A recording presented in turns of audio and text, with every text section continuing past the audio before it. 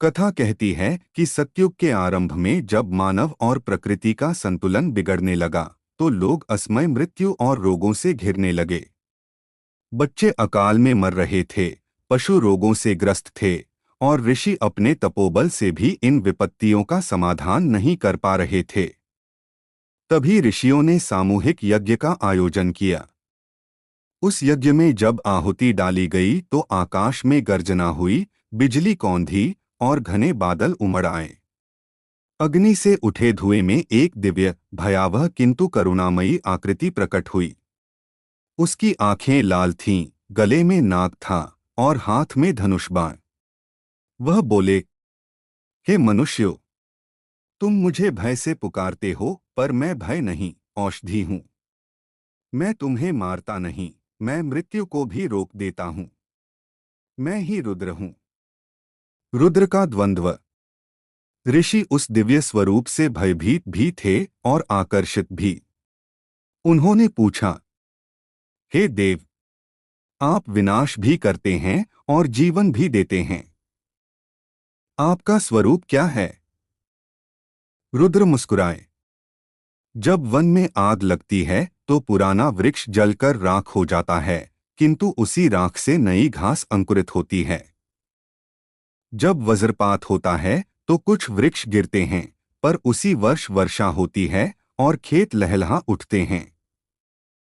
यही मैं हूँ, विनाश में सृजन और सृजन में विनाश। ऋषि समझ गए कि यह देवता केवल संहारक नहीं, अपितु जीवनदाता भी हैं। तभी उन्हें शंभु कहा गया, कल्याणकारी। रुद्र की कृपा कथा। एक बार की बात है। एक छोटे से ग्राम में भीषण महामारी फैली। लोग मरने लगे, पशुधन समाप्त होने लगा। ग्रामवासी घबराकर ऋषि अगस्त्य के पास पहुंचे। ऋषि ने रुद्र की स्तुति करते हुए प्रार्थना की, हे औषधियों के स्वामी, हे रुद्र, आप ही हमें बचाइए। रुद्र प्रकट हुए और बोले, मैं तीर चलाकर मृत्यु का नाश करता हूँ, पर जब वही तीर रोग को भेदता है तो जीवन बचाता है।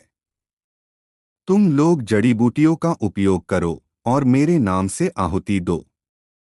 ऋषि ने रुद्र के आदेशानुसार औषधियों से उपचार किया।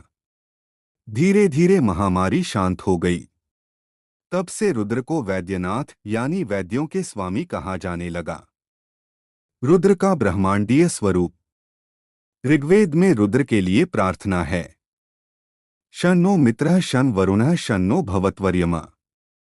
अर्थ रुद्र मित्र हो, वरुण हो, अर्यमान हो, सब में उनका ही स्वरूप है।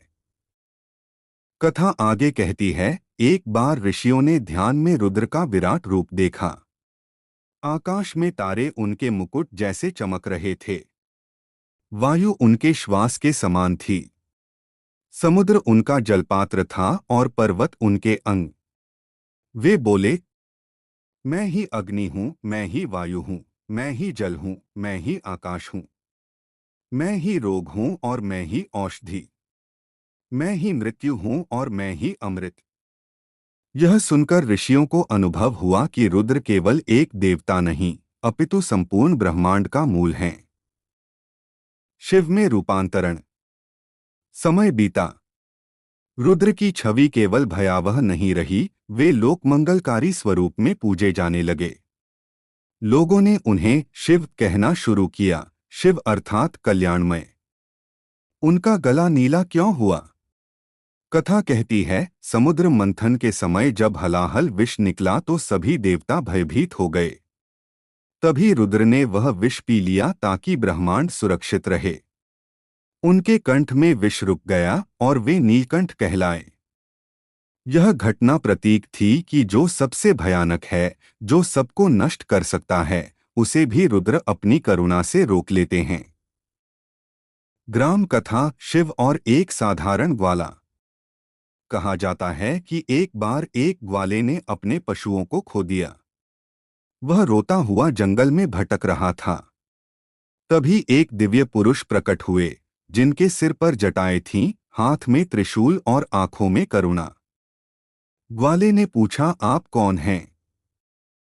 वे बोले, मैं वही हूँ जिसे ऋषि रुद्र कहते हैं और जिसे तुम्हारे गांव वाले शिव कहते हैं। ग्वाले ने प्रार्थना की, मेरे गाय बैल खो गए हैं, कृपा कीजिए। शिव ने मुस्कुराकर कहा, भक्ति से बुलाओ, वे स्वयं लौट आएंगे। ग्वाले ने आंसू भरी आंखों से शिव का नाम लिया और थोड़ी ही देर में उसकी गायें लौट आईं। तब से उस गांव में शिव को पशुपतिनाथ के रूप में पूजा जाने लगा।